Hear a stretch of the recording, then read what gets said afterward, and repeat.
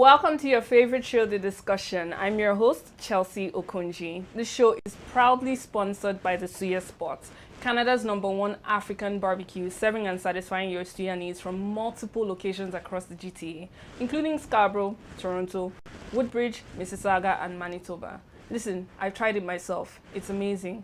I always get jollof rice and beef suya. You can try something else, and you can also go to any of these locations. But if you're like me and you like to order online, you can also order through Uber Eats, DoorDash, or Skip the Dishes, which is like one of my personal favorites. For more information, make sure you check out www.thesuyaspot.com to get more information and go check out their food. It's actually really good.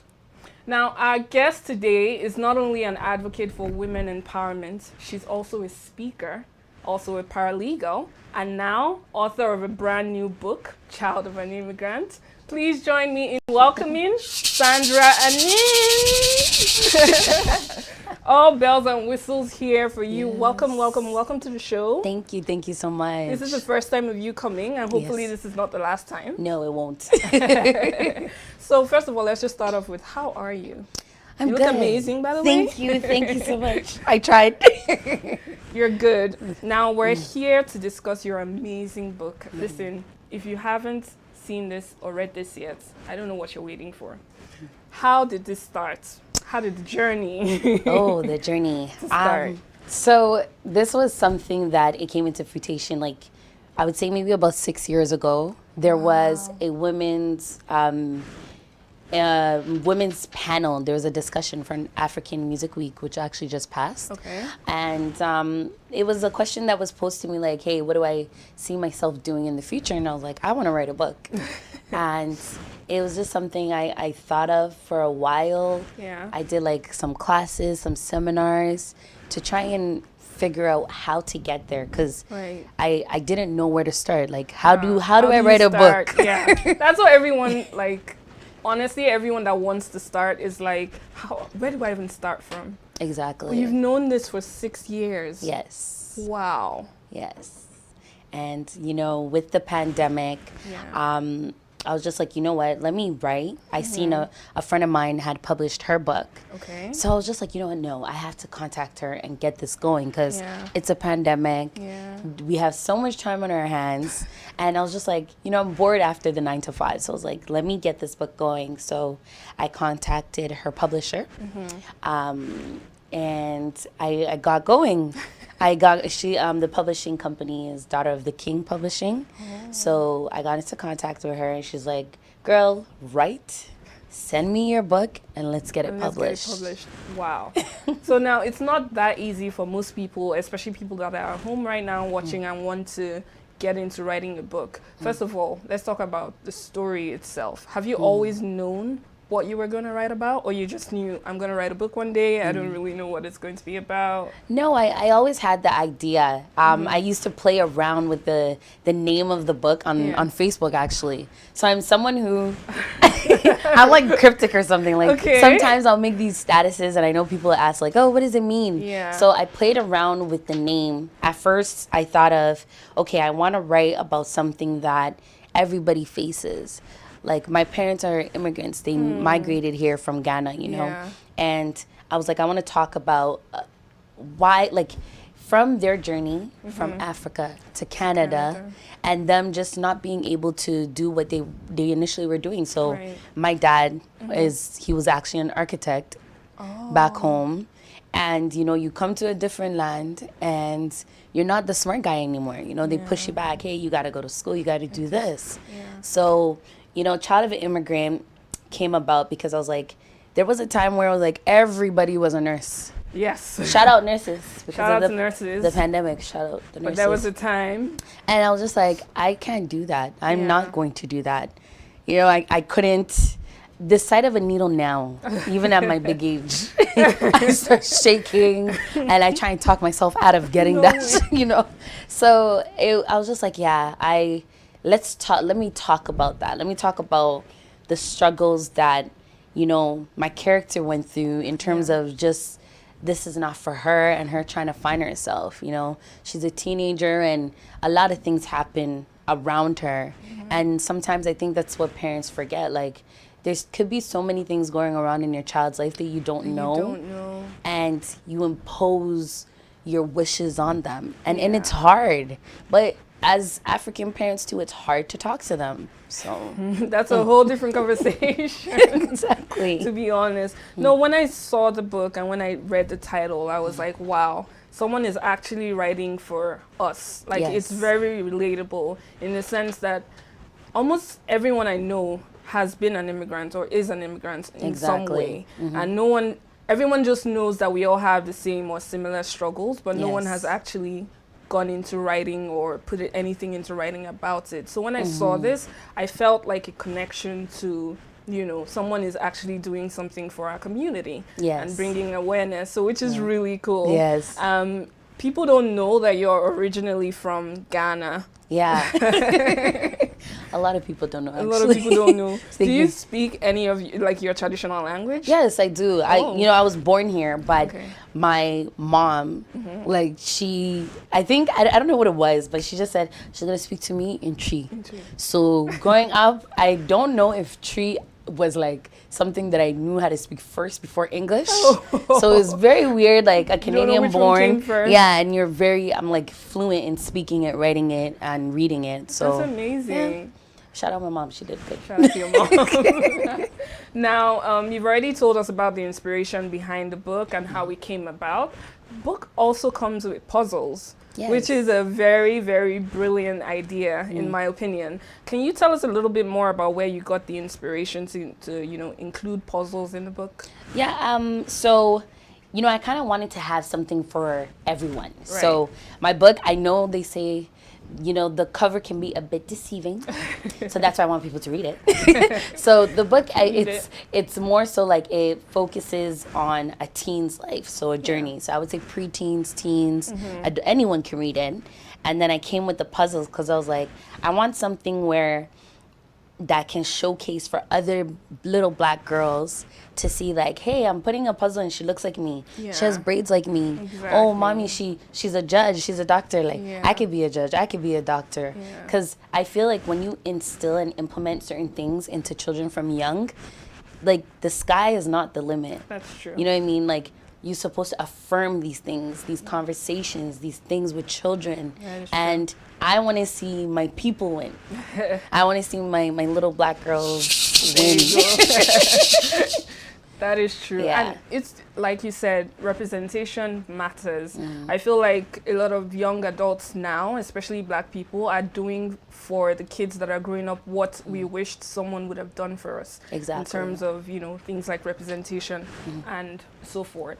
Now, when writing a book, it's not as easy as it sounds. It just sounds write a book. Yeah. For those who are trying to start and who may not know, what were the challenges that you faced when trying to put this together? Well, even though I said like it does stem from a bit of my life and anything that like events around me, there was times where I did have writer's block because you're supposed to have a certain amount of words per chapter. Oh. So you'll write. I wrote this whole book on my phone. Wait, so what? I will lay in bed and I'll just type. And then one day I was just like, I need to find an easier way to write this. So then I was like, oh yeah, speech to text. Yeah. So I'll do speech to text and then I'll go through and I'll edit. And the thing is, I'll start typing it up and then it's like, I'll feel like, okay, I'm done with the story. And then I'll go to word count and it's like, I still have 1,000 more words.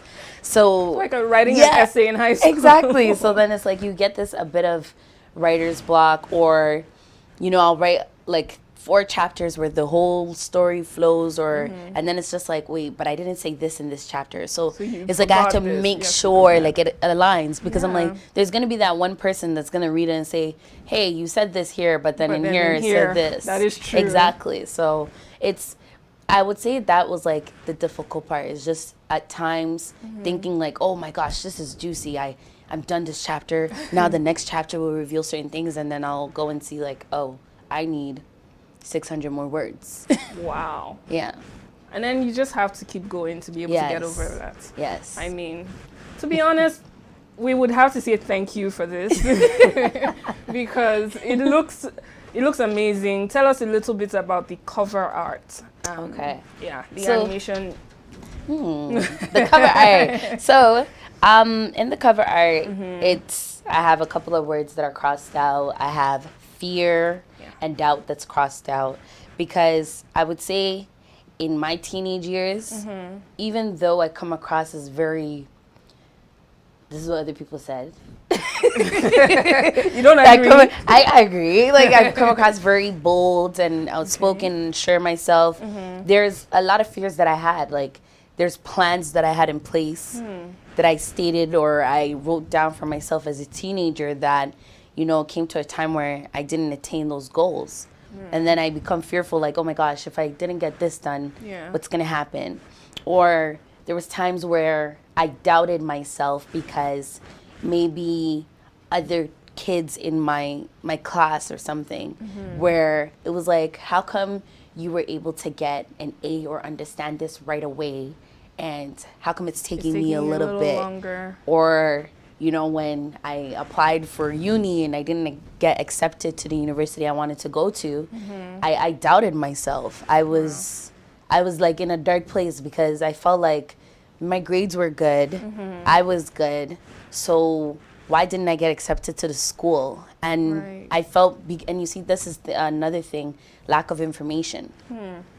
You know, if someone had held my hand and told me, you don't have to go straight into university. Yeah. You can do college and then go to uni, do transfer credits, I wouldn't have doubted myself and felt so down.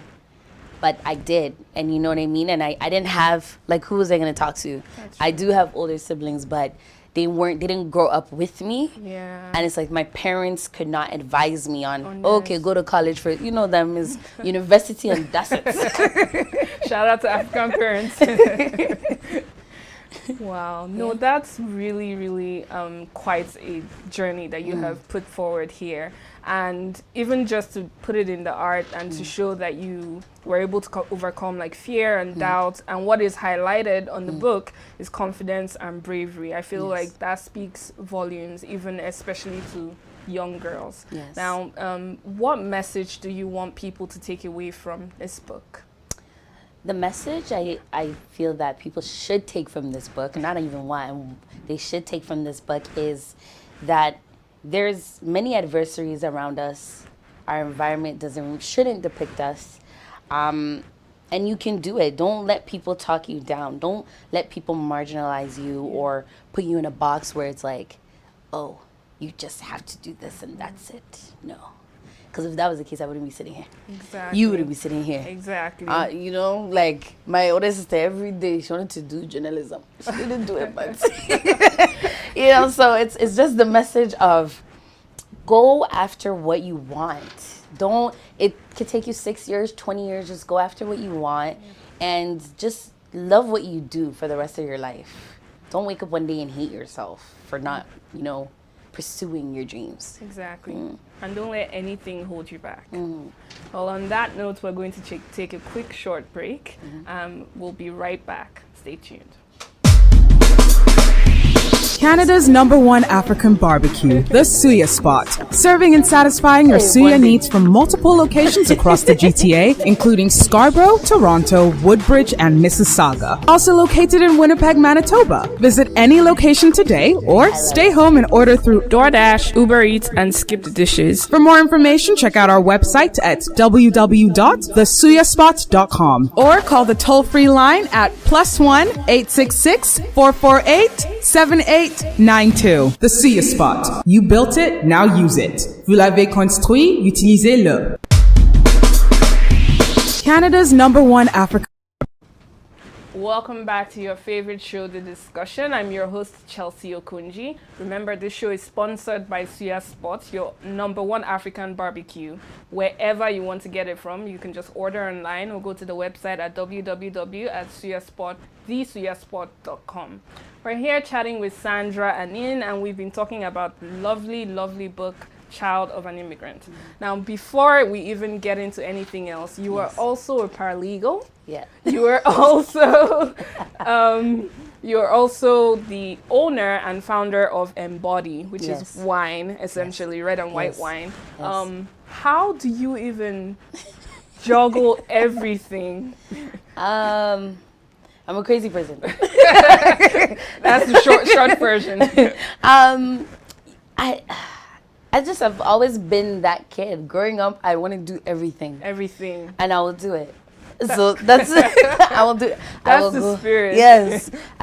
Oh man. So the wine. Yeah. You know, you're growing older. The party life. The Hennessy is just. It's cut down. I don't say growing older. I say growing younger. Growing younger, but with age. Yes. It's So yeah. I'm just like to be a little bit sophisticated.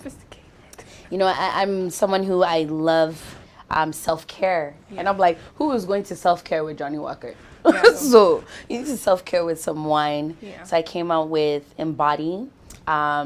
And I tried a white, red, and rosé. Yeah. I'm a fan of white, so the white, it was like boom. The red, I was just like, but I was biased. But I got a friend of mine that came with me, so I was like, I want to put out a wine that you can get my book, have a glass of wine, give the puzzles to your children. That's great and PR. Enjoy. Oh yes. That is great. No, what type of wine is it? Is it dry? Is it sweet? Is it? Oh, so the Pinot Grigio, it's a bit dry. Yeah. The red is your everyday. It has a hint of raspberry in it. And the rosé is zero sugar, but it tastes very good.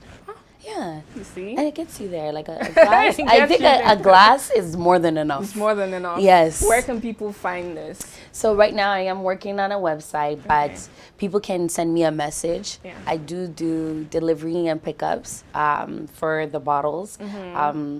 Delivery, I do have a little extra charge because those gas prices. Yeah. See. I'm going to take the bus soon. No, I understand that. Just one more question concerning like all of this that you do. Did you plan to have it all released at the same time, or what came first between the book, the puzzle, and the wine?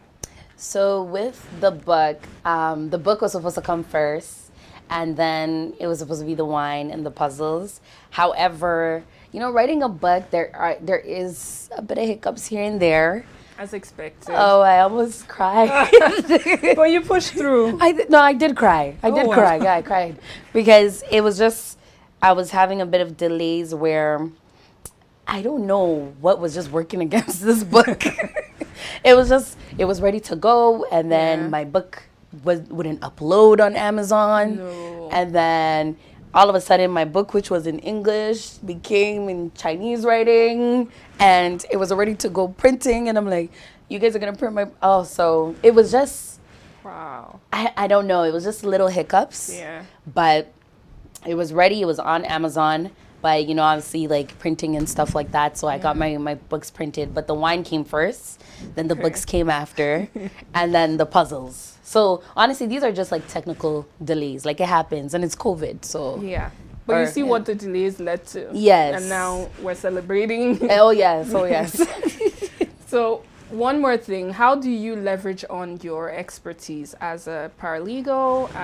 You're also a speaker, and now as an author. I'm trying. Like I said, I'm a crazy person, but you have to know how to divide your time. Like if I'm 9 to 5, I'll do my 9 to 5. However, like in between there, it's like I can utilize my time and do other things. But then when I come home, I also make sure I work on my brand, my gifts, my craft. Yeah. Because I just believe you can't work for someone for the rest of your life. From grade 8, I think I wrote that in the yearbook that I'm not gonna. You're not going to work for someone for the rest of your life. No, like so I do try and divide my time and just put in the effort and the work. Sometimes I know they say it's not healthy, but sometimes I'll sacrifice my sleep to get what I need to get done. Well, that's just sometimes, not all the time, right? Yeah. Oh. So sacrifice is the key word. I sacrifice. If it's I have to stay in and not go. Well, there's not much to really do now. Yeah, but COVID and all. yeah, I'll sacrifice and get it done. So an organization. Yeah. Right. Yeah. That is true. So that's for everyone watching out there. You don't have to kill your like creative dreams. Even if you have a 9 to 5, you can chase, but sacrifice, like she said, and balance. Now you also do a lot of volunteer work, and you're an advocate for Black women. You're an advocate for education, for community entrepreneurship. How do you think the narrative has changed in our community, considering now that we have people like you raising awareness for these things? Well, I believe, you will see in our community now, or not just our community, everywhere, there's a lot of businesses. There. But the thing that I feel like people need to understand is with businesses or in anything that you're doing, do it right. Yeah. If you're not going to do it right, don't do it. Because then I feel like it leaves a stain when you have, oh, okay, this is Black owned, this is Black owned, this is Black owned. But then you read comments, Black businesses have horrible customer service and it's bad. So It is bad. For me, I would say like my dynamic is to try and prove people or naysayers wrong. Yeah. Like I won't, just because I'm African or I'm Ghanaian or I'm Black, I was raised and came up with a lot of people, and I take from a lot of people. Yeah. You know what I mean? In terms of different communities. Like I have friends, my Jewish friends or my white friends or whoever, and I try and say, okay, like, how can I take from what you're doing to help what I'm trying to do, or to try and help other people in my community. Right. That's the only way we're going to grow and change these things. That is true. Yeah. And have you found that the reception to what you do and how much you're putting back into the community has been great? Or do you think there is a lot more that we need to do in terms of coming together? There's a lot that we still need to do. But in terms of community, because there's this, like, people want to do every man for themselves. Yeah. It doesn't work like that. If we're going to do every man for themselves, then we're never going to get anywhere. We can't say, oh, as Black people we're this or whatever, if it's always about me. Yeah, it can be about you, but you need to help somebody else. Like, it's so... I don't even know how to explain it. Like the feeling of helping someone and having them come up with you, and just seeing someone sitting beside me like, hey girl, you did it too. It's so lovely. So I feel we need to, community, we have a lot of work to do. We need to support each other. But no, definitely. That's definitely the message that we're also trying to put out there. Now, before we let you go, you have to tell us 3 things about yourself. Oh. 2 truths and a lie. And a lie. And a lie, yes. Okay. 3 things about myself. Yes. Okay. All right. I'm married.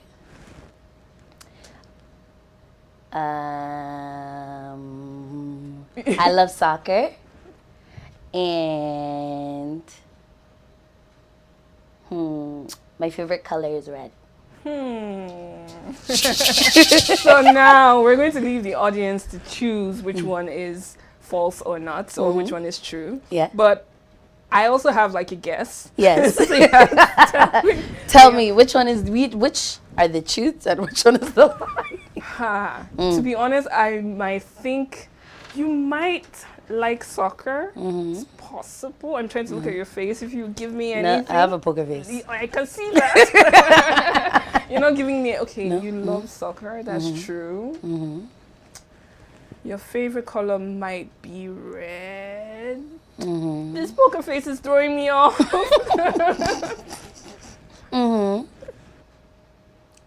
And you're not married. I don't know which Do one I get is true. anything? Yes, no? I can't tell you because they have to guess. But that's all the time that we have for today, and I want to say thank you so much for Thank stopping you. by. It's been an absolute pleasure having you. Let everyone know how they can get your book, The Wine and the Puzzles, and how to find you on social media. Okay, so for my book, you can follow the Instagram page, which is Child of an Immigrant 2020 on Instagram, or you can follow myself on Instagram at Sandy Anim, which is SandyAnim. ANIN. For the book, the puzzle, and the wine, I do have a website that's coming out soon. So once I have that website, everybody can follow the Sandy and Neen experience and purchase anything you want. Awesome.